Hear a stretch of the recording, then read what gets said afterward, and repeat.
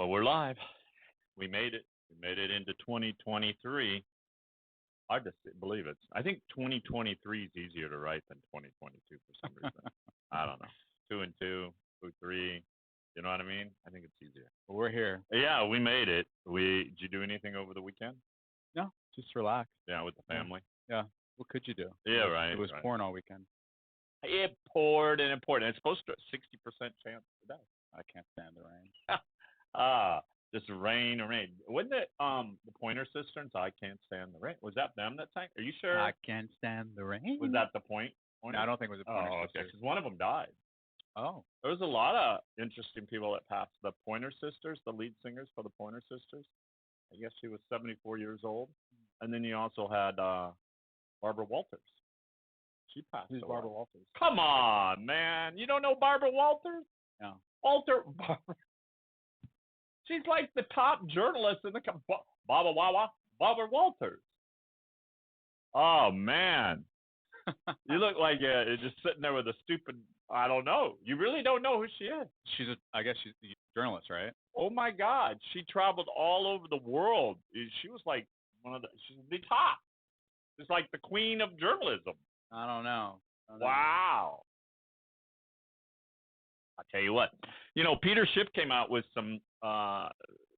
You don't know who Peter Schiff is. He's a professional gold expert like myself, but he's also an economist. And the interesting thing he said that most people, hey Romeo, that most people have focused on the Federal Reserve's interest rate cuts as it's battling their, our price inflation.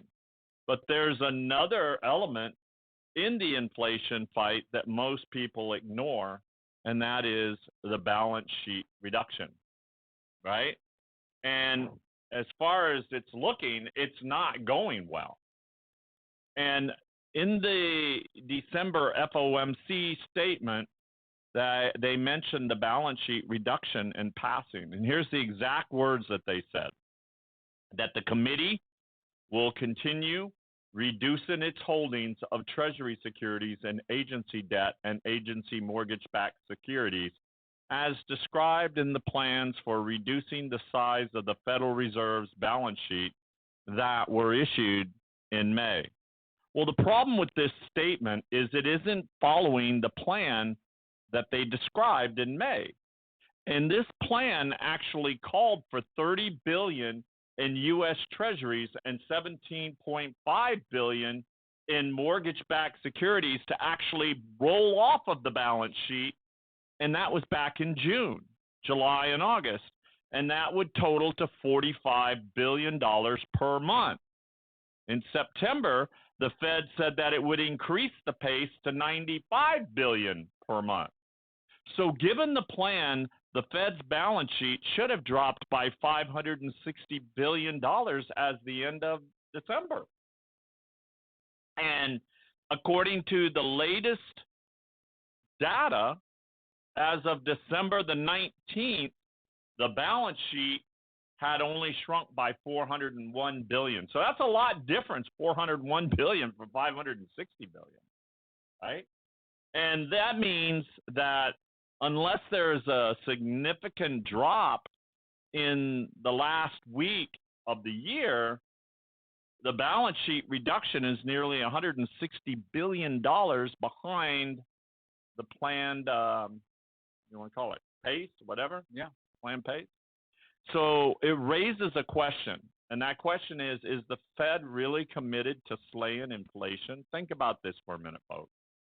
Are the Feds really committed to taking down in the inflation? And why is it shrinking its balance sheet so slowly? Makes you wonder. And the question becomes more poignant when you realize that the quantitative tightening plan wasn't particularly ambitious to begin with. And at $95 billion per month, it would take 7.8 years for the Fed to shrink its balance sheet back to the pre-pandemic levels. Yeah, that's incredible.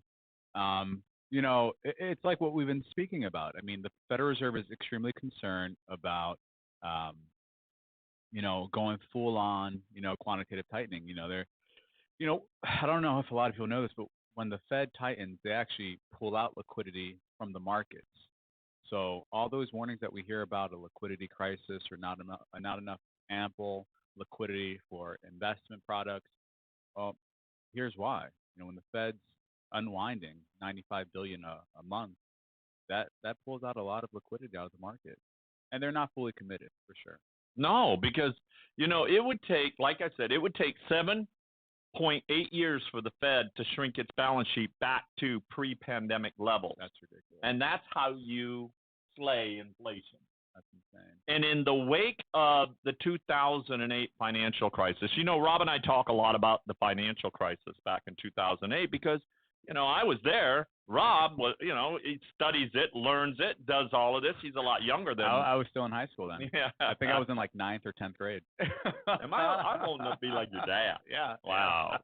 Jeez, man. And this is another year. This is going to be year 63 for me now. Yeah. Oh my God. What year is it for you? 22? No, I'm kidding. It's 29. 29. Wow. Yeah. Yeah. Oh, yeah. So, so the Fed now, but you're smart. You're smart, and you know what you're doing, and you've been saving, and that's why you're part of the team here. You're good.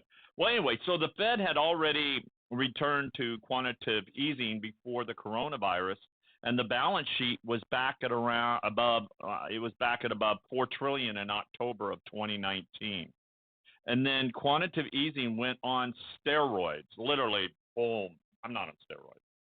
I do take Tribulus, but Yeah, there you go. for a 62-year-old man, I think it would have been Not bad. Anyway, and the balance sheet was above 4 trillion in October of 2019, and then it went on steroids during the pandemic, with the balance sheet actually peaking at 8.965 trillion dollars on April 11th of 2022. That's a lot of money. Ton of money. Wow. So, in effect, I remember when I was a kid, $100 was a lot of money. Back in the day, like, $1,000 was a lot of money. And if you had 100,000, you're a millionaire. Wow. Not anymore. No. You have $100,000 in your account, you're basically borderline poverty. You know what's interesting? If you look at the lotteries just keep getting bigger and bigger and bigger. It's like they didn't used to be like that. Yeah. But now they're in the hundreds of millions. Yeah. I think the mega lottery is now 700 and something million. Oh yeah, it's big again. This is the mega, not the Powerball. Wasn't it at like 1 something trillion? Oh, that was the Powerball. That was the Powerball. But now it's the mega, up 700 and something. Wow. There's something going on. That is insane. Yeah. Yeah. So anyway, the 8.965 trillion dollars on April 11th. And in effect, between 2008 and 2022, the Fed then injected nearly $8 trillion in money that was created out of thin air into the economy. $8 trillion. Now keep in mind, the balance sheet was peaking at $8.965 trillion in April of 2022. And if you coupled that with artificially low interest rates, all this money creation predictably drove the price inflation that we're seeing and you're feeling in your pockets and your bank accounts today. And the problem is that the rate cuts alone won't unwind the inflation. And I said this, they let a monster loose. Yeah. And it's hard to bring that monster loose. Back in. Look at the monster's out there. And so all of the new money that is created over the last decade plus needs to be actually pulled out of the economy. Yeah. That's what needs to be done. And since the Fed waded in to its inflation fight, the balance sheet now has only shrunk by a relatively 4.5%. That isn't adequate. That ain't going to work. So in fact, the Fed's quantitative tightening hasn't reduced the money supply, period, at all. So while we've seen a few months of monetary contraction, M2, we talked about that the other day, growth for 2022, it's currently inflation, it's currently right now flatlined at zero.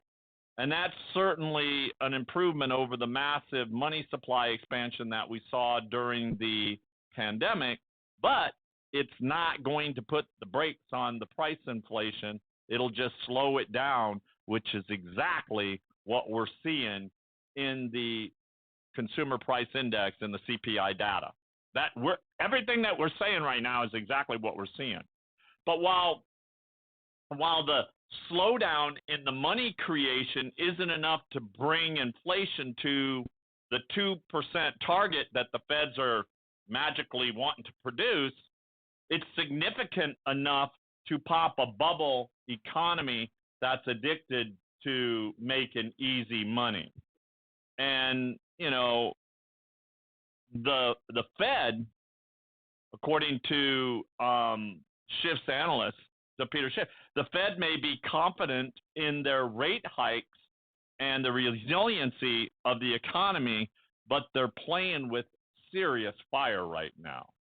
And they have to put the entire economy at a serious risk of a major event as the liquidity has dried up, like we've been talking about. There's no more liquidity. It dried up extremely fast, too, really fast. And the bottom line here is that while the Fed takes a good game about its commitment to, you know, talks about a good game, and that's what they're doing when they do these meetings, they have a good talk about its commitment to bringing back inflation, reining in the inflation. Its actions do not line up with its rhetoric, especially when it comes to reducing the size of a bloated balance sheet. And again, this calls into question the Fed's commitment to fighting inflation. And if the central bank truly viewed inflation as a public enemy number one and believed that the economy is strong enough to handle tighter monetary policy, why isn't it, Rob, aggressively reducing its balance sheet? Well, number one, you gotta keep in mind how the Fed actually reduces their balance sheet. Who buys the Fed debt, right? You know, if they were to go 100% all in, you know, what is that going to do to the stock market? What is that going to do to the bond market? What is that going to do to the economy, right? You know, so I'm anticipating 2023 to be a very crazy year, especially with what the Fed's been doing and how they've been handling their quantitative tightening. Talk about volatility. I think we're going to see up, down, up, down, up, down all year long, to where just like in 2022, where you lost so much of your retirement savings and your 401ks, I think you're going to lose a lot more this year. But it's going to go up and it's going to go down. It's going to be very, very volatile. Listen, there was do you know who Steve Cortez is? No. He was on the War Room with Friday when he discussed the destruction of the U.S. economy under Joe Biden in 2022. And he said that Biden, and this falls right into this, Biden wiped out $10 trillion in America's wealth in 2022. $10 trillion. And this is a record-breaking destruction. Mm-hmm. Talk about an implosion. Yeah. Right? So Steve Bannon from the War Room rolled out the chart from earlier this week, and it showed that in 2022, he actually compared it to the prior years. And 2022 was the worst year for stocks and bonds combined since 1871, which is like 6 years after the end of the Civil War. Enough said. I was looking for this one. That's the one I was looking for. I mean, really? I want to share that with you again. 2022 was the worst year for stocks and bonds combined since 1871, which is like 6 years after the end of the Civil War.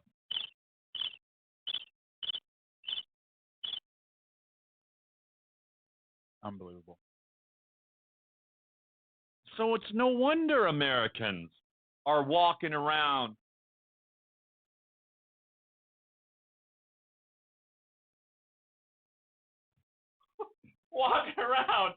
wondering what happened.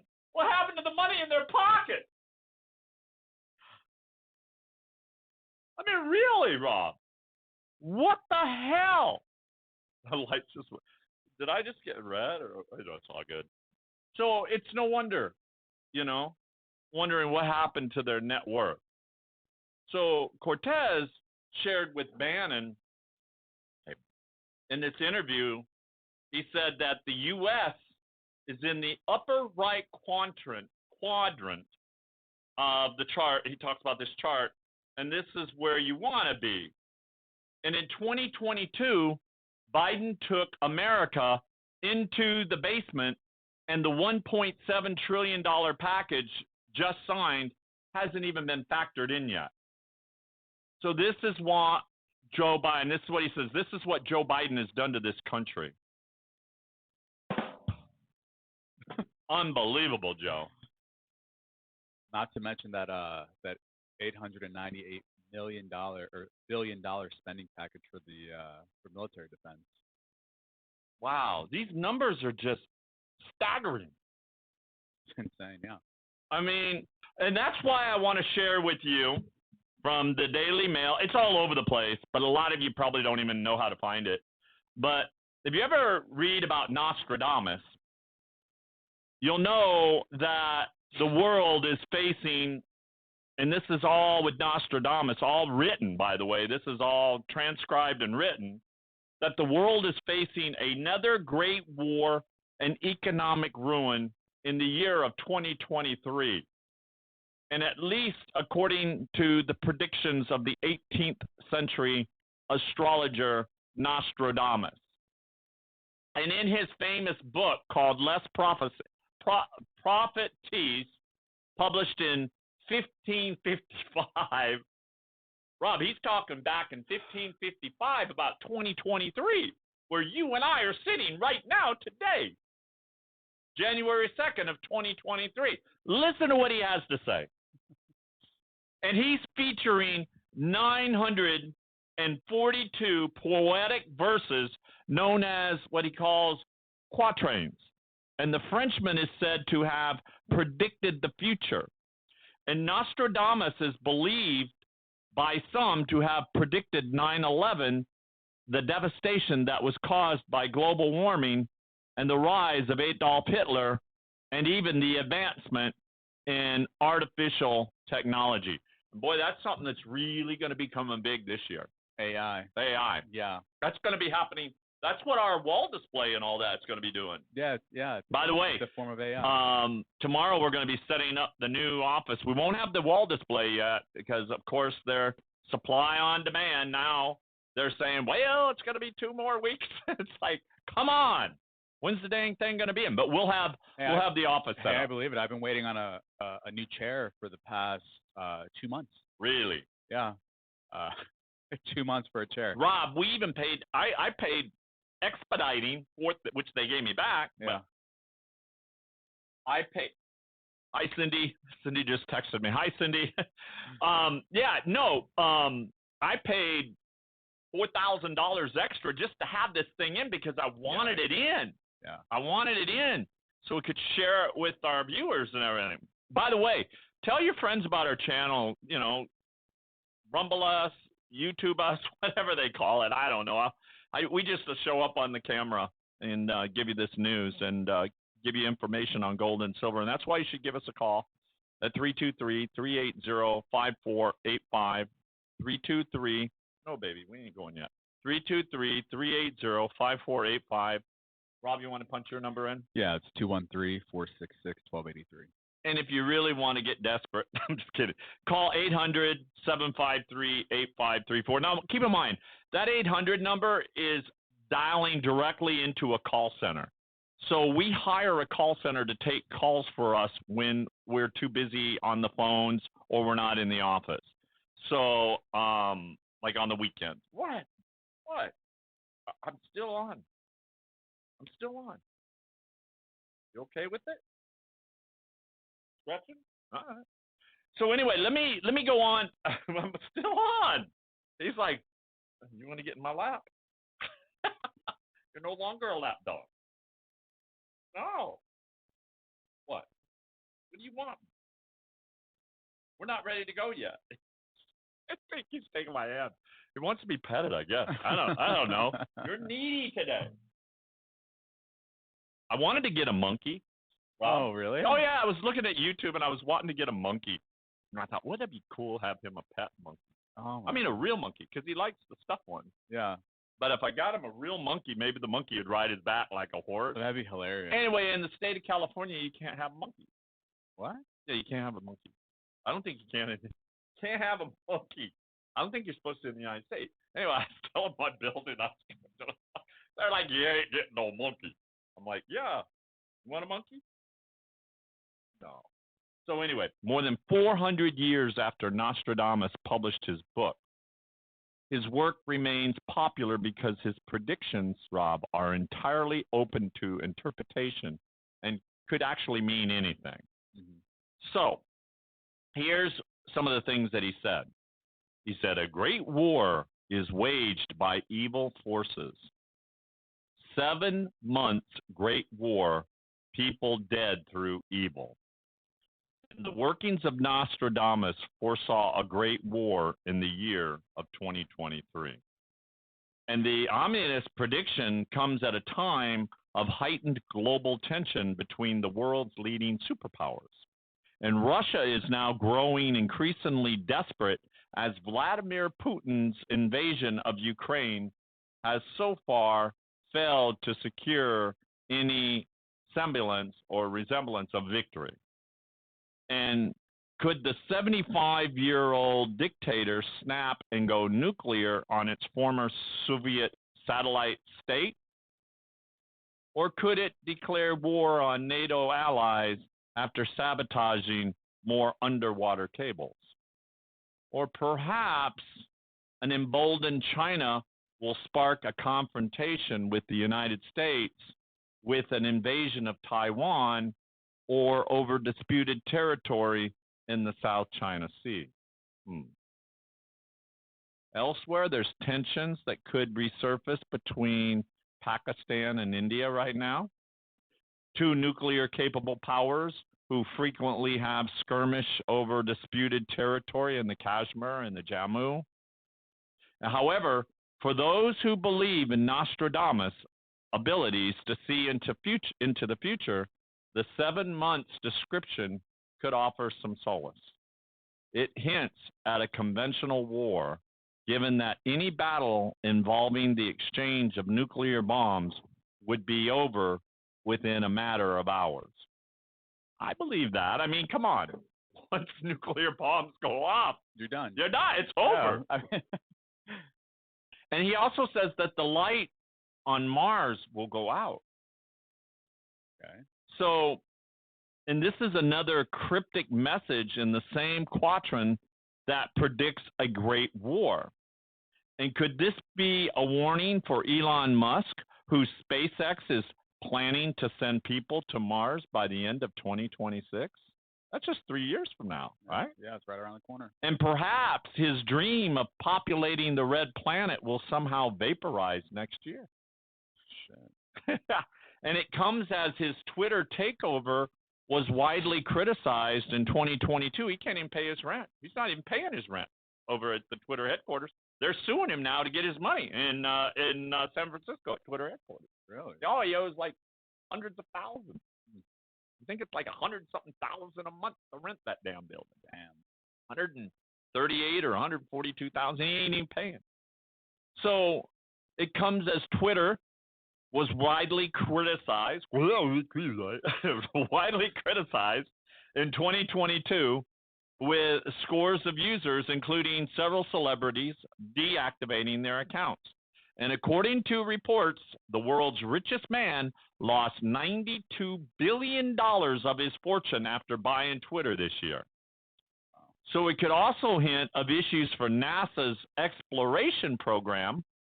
Its Perseverance rover is currently on the red planet, taking pictures and collecting samples. Maybe they're listening to Nostradamus. Yeah. We never know. We don't know what they're doing. Right. We just know that's our taxpayers' money going out for all this stuff. And one will hope there is no risk to the actual planet Mars itself through some form of catastrophic astrological event. He also says there's an economic disaster. And here's what he quoted. Listen to this. This is a scripture, by the way, in the Bible. It says, "So high will the bushel of wheat rise that man will be eating his fellow man." Woo-hoo! Stay away from me. Okay. Don't be coming to eat my hand. Cannibalism. Here we go. Yeah, so the chilling prediction paints a picture of a total collapse of food supply networks, with some people left so desperate they have to resort to cannibalism. So could this be a sign? What? He's needy today, isn't he? Could this be a sign of things to come as the war in Ukraine rages on? And it comes after Putin blockade shipment of grain out of the war-torn country this year. He blocked the shipment, right? And one of the blocked ships in October had been carrying a vital 40,000 tons of wheat to Ethiopia under the United Nations aid program. Meanwhile, the cost of food around the world soared, contributing to the cost of living crisis and increasing poverty rates, including in the United Kingdom. But there are other factors at play, Rob. And as the world's biggest economies struggle to rebound following the devastating COVID pandemic, threatening a new economic downturn. And in the UK, a recession is on the cards after the economy shrunk by 0.2% between July and September. And in the gloomy outlook report for 2023, the International Monetary Fund, the IMF, predicted the worst is yet to come. Remember, folks, the International Monetary Fund, the IMF, predicted for 2023 that the worst is yet to come. I mean, all the signs are out there. So for many, exactly. And for many people, 2023 will feel like a recession, is what he said, predicting that an economic contraction in at least a third of the world. And here's where it gets real interesting. Climate change to accelerate. For 40 years, the rainbow will not be seen. For 40 years, it will be seen every day. The dry earth will grow more parched, and there will be great floods when it is seen. Wow, that's so strange. Yeah. That the light came on as soon as you mentioned that. Yeah, did you see that? So the particular prophecy appears quite apt given that the current state of the climate. I know I turned color. I was kind of like red. I looked like an Indian there for a minute. A red Indian. Anyway, Europe saw, listen to this, Rob. Europe saw its worst drought in 500 years in 2022. Think about this. He predicted this. Europe saw its worst drought in 500 years. While the Horn of Africa is currently experiencing the longest and the most severe drought on record, threatening millions of people with starvation. Mm-hmm. And there were also these catastrophic floods in Pakistan between June and October, killing more than 1,700 people and causing more than $14 billion worth of damage. Wow. And if Nostradamus' prediction is to be believed, next year we could see even worse climate disasters, though one hopes nothing will last for 40 years. And he says revolt and civil unrest. Sooner and later, he says, you will see great changes made, dreadful horrors and vengeances. The trumpet shakes with discord, with great discord, an agreement broken. Lifting the face to heaven, the bloody mouth will swim with blood, and the face anointed with milk and honey lies on the ground. Well, these Nostradamus quatrains, predictions, warn of a potential civil unrest and uprising, and come right now at a time of increasing tensions between the classes and other groups in both Western democracies and more autocratic states right now. Yeah, we've been having social unrest and civil unrest for the past 8 years. I mean, this is nothing new. We've been having. Look what's going on in Brazil. Look what's going on in South America. Look what's going on in Europe, Iran. Look what's happening right here in the United States. Yeah, I mean, this has been happening for 8 years. So he says. So they gone. So there's this growing disdain against the super wealthy who have continued to grow their astronomical wealth despite the COVID pandemic, which has left the overwhelming majority of the world's population even poorer. And could the lower economic classes launch some kind of revolt similar to the U.S. Capitol riot in January of 2017? I disagree with that point. Well, no, they're just this isn't predict. This is just this. Could this be? Oh, could it be? Yeah. Well, people are sheep. Oh, right? People are sheep. They're not going to do shit. You think about it. If the rich are getting richer and the poor are getting even poorer, could they revolt against the richer? They could. They could. Yeah. But yeah. That's what they're saying. Yeah, for sure. And this year has also seen other potential revolts, including in Iran, where protests and demonstrators continued following the murder of a woman by the country's so-called morality police. Yeah. And the country says it's shutting the force down, but will this be enough to stop the tide of the widespread resistance? And according to the Global Protest Tracker, more than 132 countries now have experienced significant protests in 2022, with almost 0.25%, 23%, lasting for more than 3 months. So, a lot of people wonder who Nostradamus is. Do you know who he is? Philosopher, right? Well, he was the 16th century seer, and he and his prophecies actually revered by some and were ridiculed by others, and are still well known today, centuries after he lived, and continue to be the subject of debate.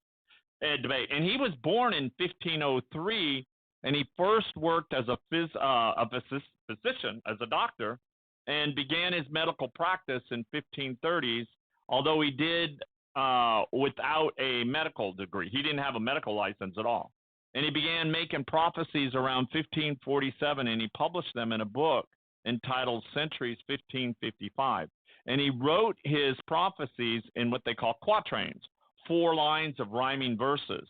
And the quatrains were grouped in hundreds, and each set of 100 quatrains was called a century, right? So Nostradamus gained notoriety during his lifetime when some of his predictions appeared to actually come true. And he was highly sought after, and was even invited to the court of Catherine de Medici, then who was the queen consort of King Henry II of France, to create horoscopes for her own children. Oh, wow. Interesting. So Nostradamus's predictions tended to be about general types of events like natural disasters and conflict-related incidents that tend to occur regularly as time goes on. And some people believe that his prophecies have predicted actual events such as the death of Henry II, the French Revolution, the rise of Napoleon, the rise of Adolf Hitler, and even the 9/11 attacks. And others maintain that because his prophecies tend to be about general types of events that occur frequently throughout history. It's almost like this the climate change. Things are going to change because we all evolve. Things just keep getting different because there's more people on the planet, right? This stuff that he's been talking about, from what I just had to share this with you because honestly, to me, I think they're making a mountain out of a molehill. And because look, like you said, it's been going on for 8 years. It's been going longer than 8 years. Yeah. Right? Back in the biblical days, they were even fighting with each other. Civil wars they might have called it a different thing, but they were all having wars with each other, right? Yeah. Stoning each other with stones, stealing your money. If you didn't pay, you had to pay your taxes. If you didn't pay your taxes, guess what? You didn't go to jail. You got killed. Oh God. Yeah. This guy's like Baba Vanga. Baba Vanga, yeah. So, I like to share these things because the bottom line is it evolves and it just keeps going on and on. So the things that we're telling you are things that we see going on and on and on and on. And with what the feds are doing, with not doing what they said they were going to do, and it's obvious and it's evident that they're not doing what they say they're going to do, this is all the more reason that you want to start putting your house in order. And we can help you here at United Gold Group get your house in order by giving us a call at 800-753-8534 into the call center, which is a answering service because it's a very busy day today, by the way, or 323-380-5485, or Rob? 213-466-1283. Right. We have a guide that we can send to you either by email or by mail as well. And give us a call. Tomorrow, I don't know if we're going to be in here tomorrow because we're going to be setting up the studio, but we'll definitely get back to you. We may not be here tomorrow doing our show tomorrow because we're going to be setting everything up, and it's a lot of work. We're going to have, not everything's going to be in there, but majority of it. So God bless